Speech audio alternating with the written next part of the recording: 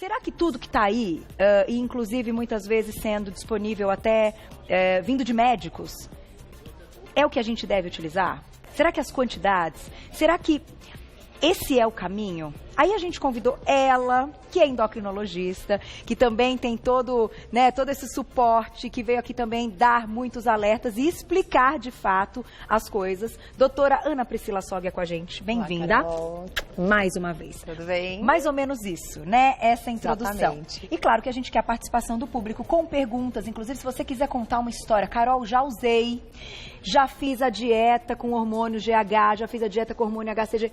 Mande pra gente debater um pouquinho, as pessoas vão se identificar com tudo isso. Exatamente. Por onde começamos, doutora? Eu vou te deixar super à vontade aí, vou na sua. Vamos aprender. Okay. Siga com o seu caminho. Então vamos lá, acho que a primeira coisa para o telespectador que está vendo a gente é que o assunto é polêmico mesmo, como você começou. Por quê? Porque é muita informação que a gente tem na internet e cada pessoa dá uma informação e as pessoas que muitas vezes estão procurando saúde ou perda de peso acabam acreditando em muitas das informações que estão na internet. Verdade.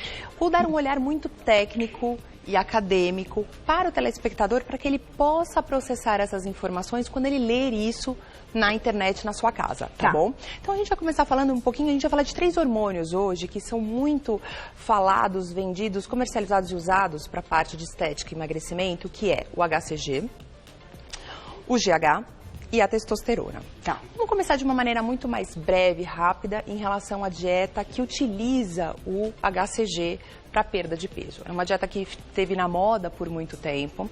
Ele tem várias fases.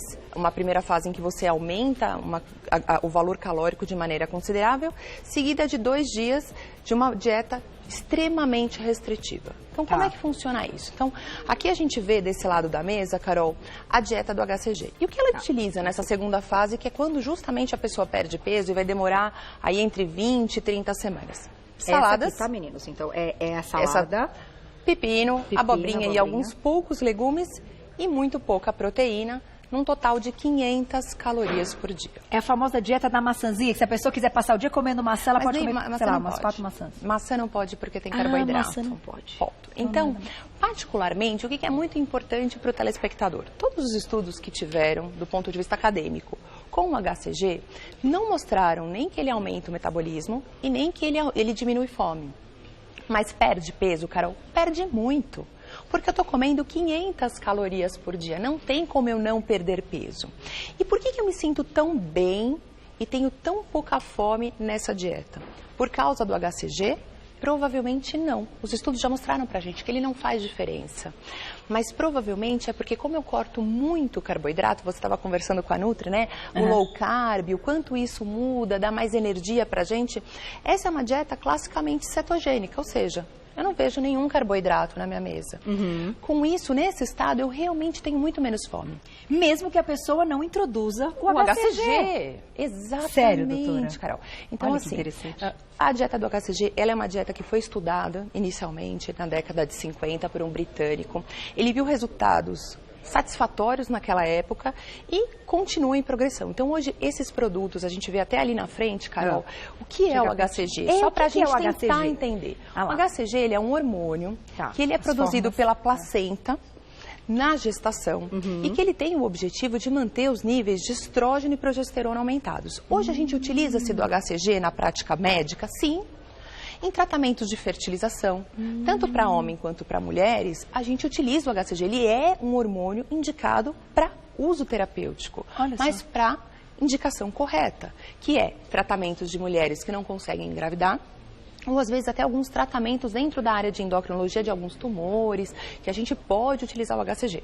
Mas assim, então ele é uma injeção, então a gente vê ali a medicação, as ampolas com a seringa, mas do ponto de vista de utilização de HCG para perda de peso, Carol, a gente não, até o momento, então tudo vai mudando, novos estudos vão aparecendo. Sim. Até o momento, os estudos científicos não mostraram diferença. É uma dieta que perde peso? Sim. Provavelmente pelo valor calórico. Então eu vou te deixar uma pergunta importante, já que a gente esclareceu HCG. Nós vamos falar de todos. Primeira coisa, riscos. Perfeito. Então, se não dá resultado, mas você está injetando algo, e a gente sabe que hormônio é uma coisa fortíssima, enfim, é o que vai ditar aí uma série de coisas no nosso organismo, né? Então, o uso indiscriminado pode ter suas consequências. Pode ter suas consequências. Exatamente. E a outra coisa é a seguinte, eu já vi homens fazendo a dieta do HCG. Sim. Aí você imagina, mas é um hormônio utilizado, acontece da placenta, gravidez. Mas homens? Por que um homem, então, vai injetar, e vai fazer essa dieta e fazer... O que acontece? Porque eu sei que tem um monte de homem assistindo você, bonito. Bom, o que você quer responder primeiro? Da parte dos meninos ou dos riscos? Os dois. Então, porque, na verdade, tanto nos homens quanto nas mulheres, o uso do HCG, ele vai mudar o eixo que controla os hormônios femininos e masculinos. Então, ele tem uma alteração, uma modulação da hipófise junto com as gônadas, que é no homem no testículo, nas mulheres o ovário. Então, toda essa produção hormonal masculina pode ficar prejudicada, assim como nas mulheres... Você pode ter alteração, você para de ter o seu ciclo menstrual regular, você pode deixar de ovular, justamente por causa que esse hormônio está entrando em ação e mudando o eixo.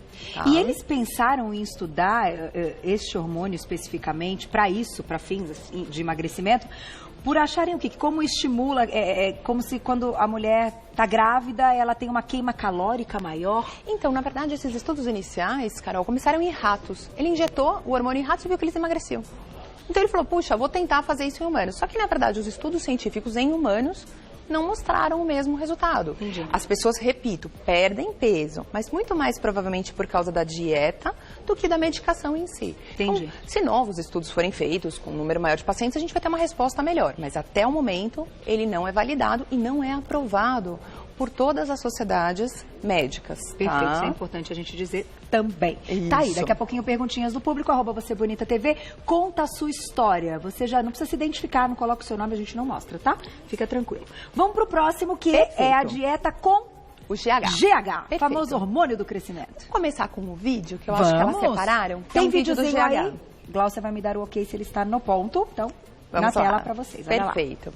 Então, o que é o GH? O GH ele é um hormônio, que é o hormônio de crescimento, e ele é produzido nessa glândula pituitária, que é a hipófise, que fica bem atrás do nosso olho. Então, aí está mostrando esse hormônio caindo na circulação e indo para todas as células do nosso corpo, diminuindo a quantidade de gordura, aumentando a quantidade de massa muscular e melhorando também a questão da pele. Então, a gente melhora a qualidade da pele, diminui rugas, melhora o colágeno e diminui a gordura corporal. Tá. Então, se a gente for pensar, o hormônio do crescimento, ele é um hormônio muito benéfico para a gente. Ele diminui com a nossa idade. Então, a gente sabe que com o nosso envelhecimento, a quantidade de hormônio de crescimento, ele vai diminuindo.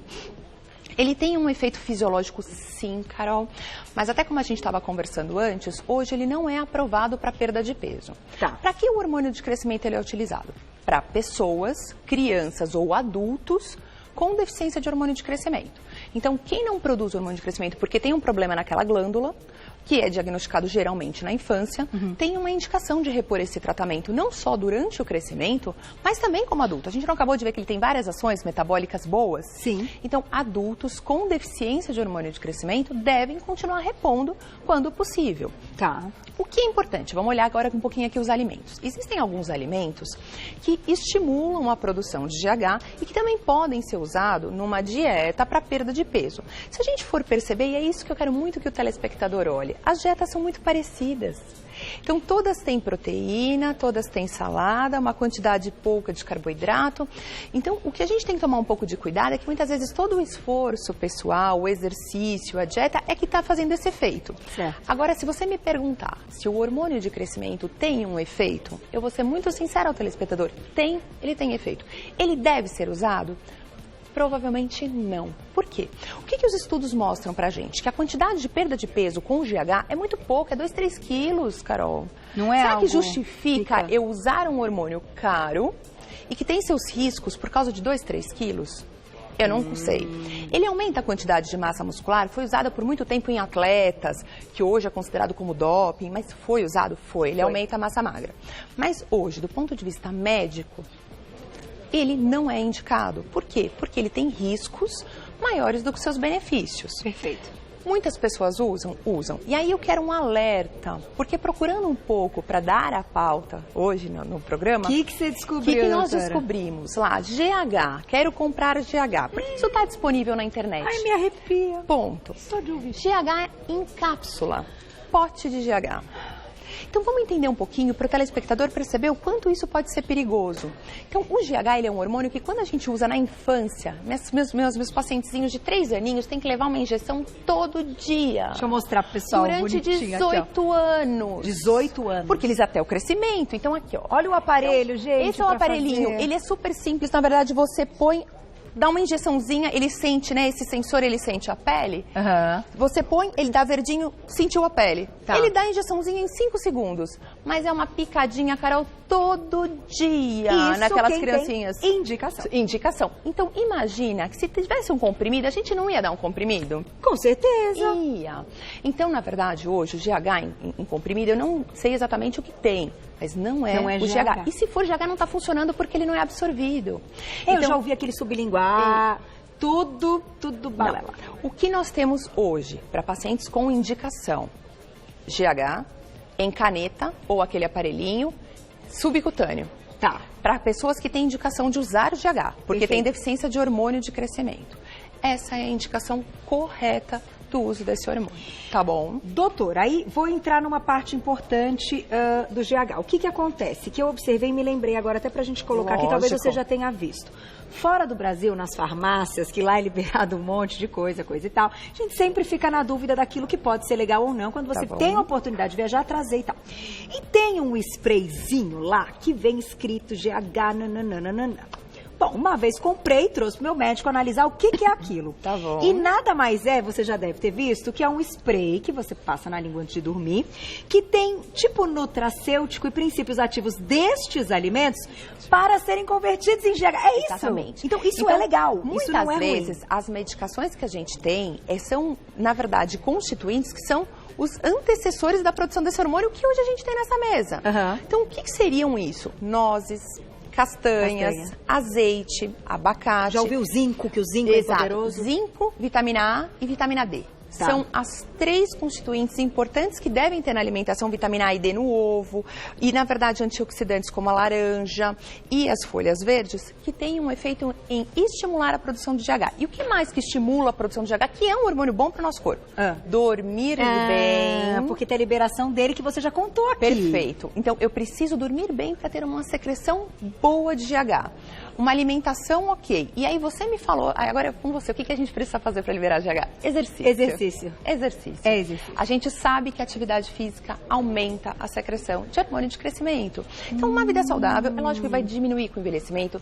O seu médico, cada médico vai avaliar individualmente cada paciente sobre usar ou não. Mas para o público em geral, essas são as recomendações hoje da sociedade. E a gente pode, inclusive, doutora, colocar, então, esses princípios de alimentos em cápsulas também, por exemplo, dos nutracêuticos que as pessoas falam antes de dormir. Mas a pessoa tem que saber que ela está tomando o nutracêutico. O nutracêutico. Não o hormônio. Não o hormônio, exatamente. Então, assim, é interessante isso. Eu sou muito observadora e eu sou ranhetinha. Eu fico falando, mas por que isso aqui está aqui? Por que isso é liberado? Vamos entender, né? Porque às vezes a gente acha que lá também é liberado um monte de coisa. Fala assim, nossa, mas aqui não é porque é perigoso. Não, na verdade é algo que foi liberado porque ele é princípio ativo. Exatamente. Não é o hormônio em si. Então, não vamos cair em pegadinha. Imagina você vai soltar um spray e aí ele vai ser absorvido pela língua e aí ele é GH. Você mesmo falou que isso é impossível. Não tem como ser. Então, assim, não cai em bobeira também de comprar coisa pela internet, gastar dinheiro, uma fortuna e fazer besteira. Exatamente, né? Carol. Então, isso aqui é o que a gente deve consumir, principalmente antes de dormir. Se a gente consome isso antes de dormir, melhora, então, o efeito. A produção de GH, exatamente. Tá? Então, alimentos que estão na nossa dieta normal e são super saudáveis. Tá bom? Aqui. Então, GH, check. HCG, check. Aí... Vamos falar da testosterona, então. Testosterona, inclusive a gente pode até introduzir este assunto com a personagem da novela. Acabei de me esquecer o nome, diretora, por favor, me ajude. Como é o nome da menina? Ivana. Ivana, não é? Ah lá, que belezinha. Tá gente, bom. Que atriz, hein? Falando nisso, parênteses, mas que atriz. A menina realmente é um estouro. Porém, é algo que tem chamado a atenção. A gente não vai discutir a parte sexual e etc. Nós vamos falar do uso da testosterona. Para o público do Você Bonita, eu acho que ele entra no nosso assunto emagrecimento. Exatamente, não só para emagrecimento, mas você abriu aqui o tema testosterona muito bem, Carol, porque assim, todos esses hormônios, eles são utilizados na prática médica com uma indicação clínica pontual. Então, puxa, para fertilização, para crescimento de pacientes que não têm hormônio de crescimento, e a testosterona, ela deve ser utilizada? Sim! Então, hoje, no consultório médico, Quando que nós utilizamos a testosterona? Nos homens, quando tem uma andropausa, lógico que com acompanhamento médico. Sim. Em pacientes que têm uma disfunção testicular por algum problema congênico ou infeccioso, em que ele não consegue mais produzir testosterona, também com um acompanhamento médico. Tá. E quando que a gente usa em mulher, que eu acho que é essa que é a grande dúvida. E aí? Puxa, eu posso usar testosterona em mulher? A resposta é sim. Um desses casos são pacientes com disforia de gênero. Então tem uma indicação clara do uso desse hormônio para tratamento, para ajuda desses pacientes que precisam fazer essa mudança. Então, é lógico que eu vou precisar de um acompanhamento médico muito específico, mas o hormônio, ele é utilizado? Sim. Onde mais a testosterona pode ser utilizada? Para mulheres na menopausa. Então, também é indicado na forma de creme, na forma de injeção e na fórmula de cápsula que a gente não orienta. Testosterona em cápsula tem primeira passagem hepática, já teve uma pauta de testosterona recente aqui. A gente orienta a não usar por causa dos efeitos colaterais. Perfeito. Então, a gente prefere, nas mulheres, principalmente a forma de creme, porque é uma dosagem mais baixa, que é a dosagem fisiológica para a mulher, tá bom? De qualquer forma, doutora, isso com indicação médica. Caso você note que uma paciente tem ali 30 anos e a testosterona dela está no pé e isso está prejudicando uma qualidade de vida, isso é discutido. O médico vai avaliar paciente a paciente. Exatamente. Para melhorar a qualidade de vida. Exatamente. E no final, ó, a alimentação é aquilo que você falou muito desde o parecido. início. É tudo parecido.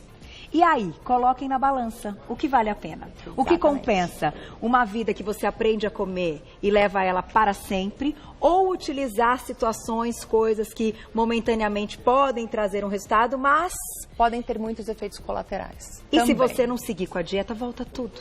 Esse que é o problema, né? Também, doutora? Carol, exatamente. Eu só posso agradecer. Muito obrigada por ter topado. Eu gosto muito quando vocês topam mesmo vir falar as verdades. A gente sabe quanta coisa encontra por aqui e isso vai ser compartilhado no YouTube e tal. Então, vir e falar a verdade é fantástico e a gente assina embaixo. Então, quem quiser saber mais, inclusive conversar com a doutora a respeito destes assuntos, o Centro Terapêutico Actalive, que é da doutora, eu vou deixar aqui um contato para vocês, 5084-1280, 5084-1280. Nas redes sociais é só colocar Actalive e você já encontra todo o trabalho. Doutora, muito obrigada mais uma vez. Carol. Tudo de bom.